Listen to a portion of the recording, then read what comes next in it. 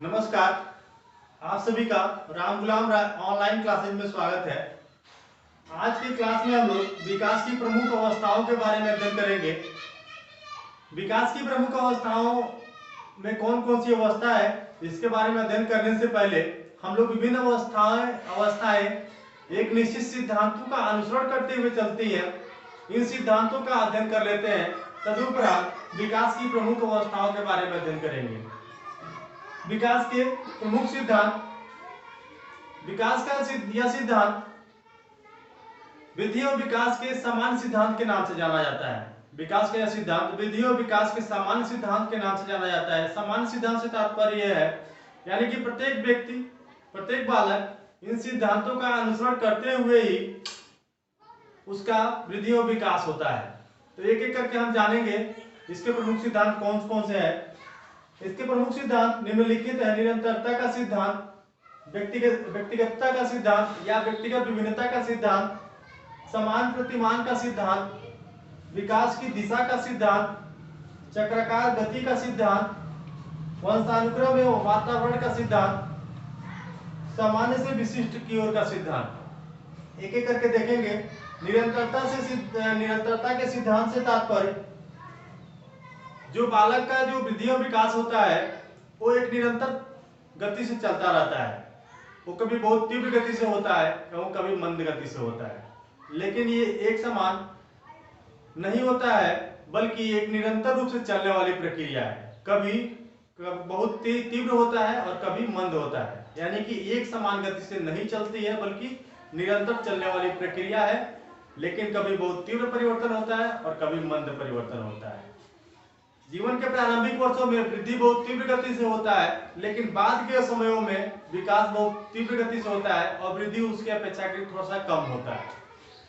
तो इस सिद्धांत के अनुसार जो बालक का विकास होता है वो निरंतर एक गति से चलता रहता है। दूसरा व्यक्तिगतता का सिद्धांत या व्यक्तिगत विभिन्नता का सिद्धांत। व्यक्तिगतता का सिद्धांत या व्यक्तिगत विभिन्नता का सिद्धांत से तात्पर्य है यानी कि प्रत्येक दो व्यक्ति एक दूसरे से भिन्न होते हैं। प्रत्येक दो व्यक्तियों का जो वृद्धि और विकास होता है वो अलग अलग होता है।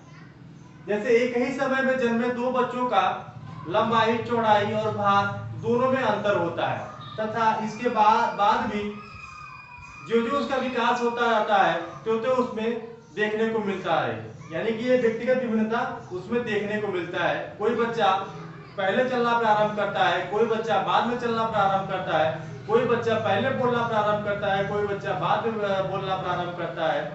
इसी तरीके से अन्य जो परिवर्तन होते हैं, किसी बच्चे में पहले होता है, किसी बच्चे में बाद में परिवर्तन होता है। व्यक्तिगत विभिन्नता से तात्पर्य सभी बच्चों का जो वृद्धि और विकास होता है एक समान नहीं होता है, बल्कि अलग अलग रूपों में सभी बच्चों में विकास होता है।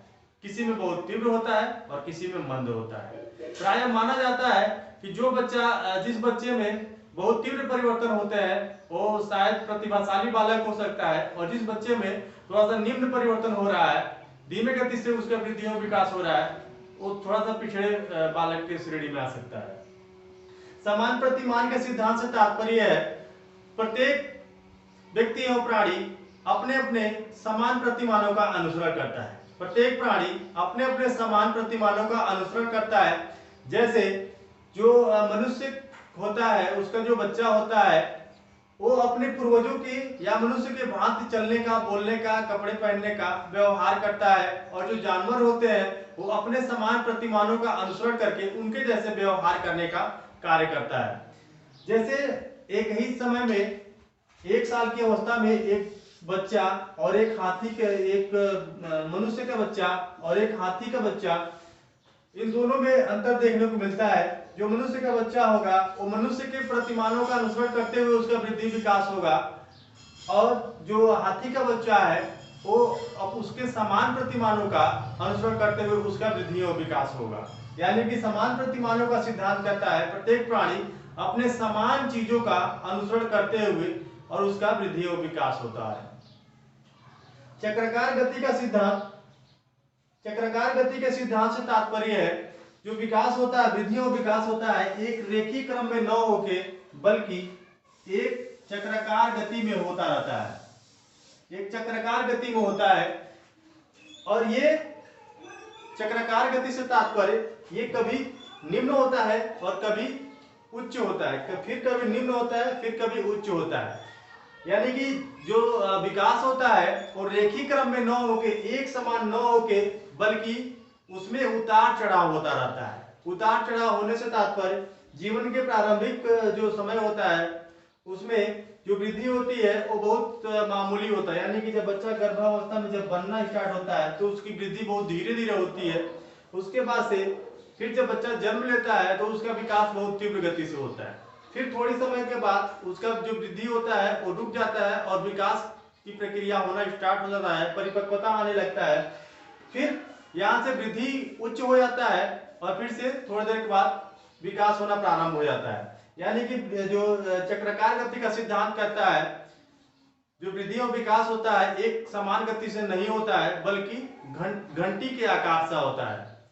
हरलाक महोदय है वो कहती है कि जो बालक का जो विकास होता है या मनुष्य का जो विकास होता है वो घंटी की आकृति का होता है। घंटी की आकृति का होता है। घंटी की आकृति से तात्पर्य पहले कम होता है, फिर बढ़ता है, फिर बढ़ता है, फिर कम होता जाता है, ऐसे होता है। यानी घंटी की आकृति के बालक का विकास होता है। विकास की दिशा का सिद्धांत, विकास की दिशा का सिद्धांत से तात्पर्य विकास जो होता है एक निश्चित दिशा की ओर होता है। इस विकास की दिशा का सिद्धांत को हम पूर्व कथनी विकास की दिशा का सिद्धांत के नाम से भी जानते हैं। इसमें दो चीजें आती है,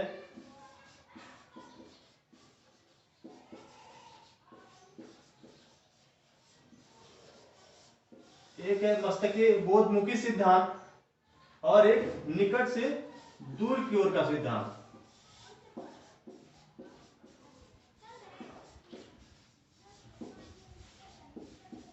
निकट से दूर की ओर का सिद्धांत। मस्तकीय दो मुखी सिद्धांत को हम सिर पुच्छीय सिद्धांत के नाम से भी जानते हैं। सिर पुच्छीय सिद्धांत के भी नाम से जानते हैं। विकास की दिशा के सिद्धांत में दो चीजें आती हैं, मस्तकीय दो मुखी सिद्धांत, सिरपुच्छी सिद्धांत या निकट से दूर की ओर का सिद्धांत। मस्तक बोध मुखी सिद्धांत से तात्पर्य मनोवैज्ञानिकों का मानना है कि बच्चे का जो भ्रूण में जब बनता है बच्चा तो उसमें सबसे पहले उसके सर का विकास होता है, फिर धड़ का विकास होता है, उसके बाद से बाकी अंगों का विकास होता है। और उसी प्रकार से जब बच्चा जब जन्म लेता है तो सबसे पहले अपने सर पे नियंत्रण स्थापित करता है, उसके बाद से अपने धड़ पे नियंत्रण स्थापित करता है और धीरे धीरे बाकी सारे अंगों पे अपना नियंत्रण स्थापित करता है।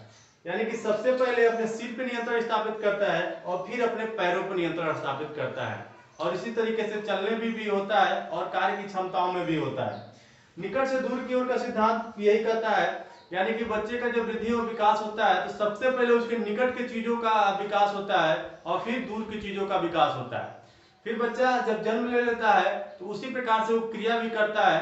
जैसे बच्चा सबसे पहले अपने हाथ को उठाता है, उसके बाद से धीरे धीरे उस हाथ से कुछ सामान उठाने का प्रयास करता है। ये सबसे लास्ट की प्रक्रिया है। सबसे पहले वो अपने हाथों पर नियंत्रण स्थापित करता है, अपने पैरों पर नियंत्रण स्थापित करता है, तदुपरांत उससे कार्य करने का प्रयास करता है। वंशानुक्रम एवं वातावरण के अंतःक्रिया का सिद्धांत, वंशानुक्रम एवं वातावरण के अंतःक्रिया के जो सिद्धांत इसे तात्पर्य जो वृद्धि और विकास होता है केवल वंशानुक्रम से प्रभावित होकर नहीं होता है और न ही केवल वातावरण से प्रभावित होकर होता है, बल्कि इन दोनों की अंतःक्रिया का परिणाम होता है। वंशानुक्रम से तात्पर्य जो गुण लेके पैदा होता है वो कहीं ना कहीं वंशानुक्रम के आधार पर गुणों का गुण हस्तांतरित होते हैं और अपने पूर्वजों से जो गुण या विशेषताएं लेके पैदा होता है वो वंशानुक्रम के अंतर्गत आता है। और वातावरण से तात्पर्य यानी कि जब बच्चा जन्म लेता है तो उसके चारों तरफ तमाम चीजें होती हैं, उसको कहीं ना कहीं प्रभावित करने की कोशिश करती हैं। और जब बच्चा माँ के गर्भ में होता है तो भी वातावरण उसको प्रभावित करने की कोशिश करता है। यानी कि जो माँ उसकी जो माँ होती है, जो सोचती है, विचारती है, उसके कहीं ना कहीं उस पर उसका असर पड़ता है। ये वातावरण से संबंधित है। सामान्य से विशिष्ट की ओर का सिद्धांत कहता है कि वृद्धि और विकास के परिणाम स्वरूप बालक में पहले सामान्य चीजों का विकास होता है, उसके बाद से उसमें विशिष्ट चीजों का आगमन होता है।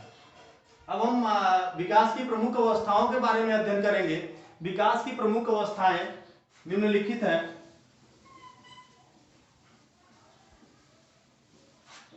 विकास की प्रमुख अवस्थाएं गर्भावस्था,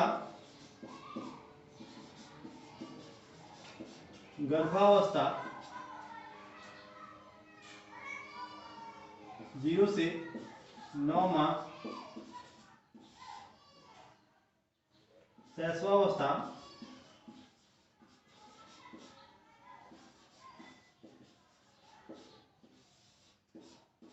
जन्म से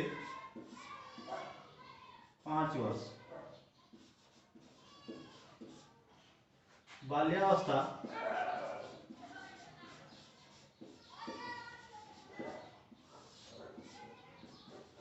6 वर्ष से 12 वर्ष, किशोरावस्था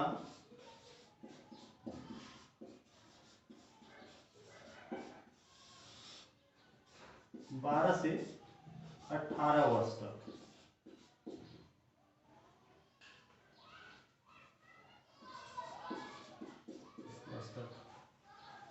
विकास की प्रमुख अवस्थाएं निम्नलिखित हैं। गर्भावस्था, शैशवावस्था, बाल्यावस्था और किशोरावस्था। गर्भावस्था जो होती है ये 0 से लेकर 9 माह तक का होता है और उसके बाद से शैशवावस्था जन्म से लेकर 5 वर्ष तक होता है। शैशवावस्था को 2 भागों में बांट कर अध्ययन किया जा सकता है। एक बचपनावस्था जन्म से 2 वर्ष तक और उत्तर शैशवावस्था 2 से 5 वर्ष तक। शैशवावस्था को 2 भागों में बांट कर अध्ययन किया जा सकता है। बचपनावस्था जो जन्म से लेकर 2 वर्ष तक चलता है और उत्तर शैशवावस्था जो 2 वर्ष से लेकर 5 वर्ष तक चलता है। बाल्यावस्था को भी 2 भागों में बांट कर अध्ययन किया जा सकता है। पूर्व बाल्यावस्था 5 से और 9 वर्ष तक, पूर्व बाल्यावस्था, उत्तर बाल्यावस्था 9 वर्ष से और 12 वर्ष तक, 6 से 9 वर्ष तक पूर्व बाल्यावस्था और उत्तर बाल्यावस्था 9 वर्ष से 12 वर्ष तक। उसी तरीके से किशोरावस्था को भी 2 भागों में बांट कर अध्ययन किया जा सकता है। पूर्व किशोरावस्था,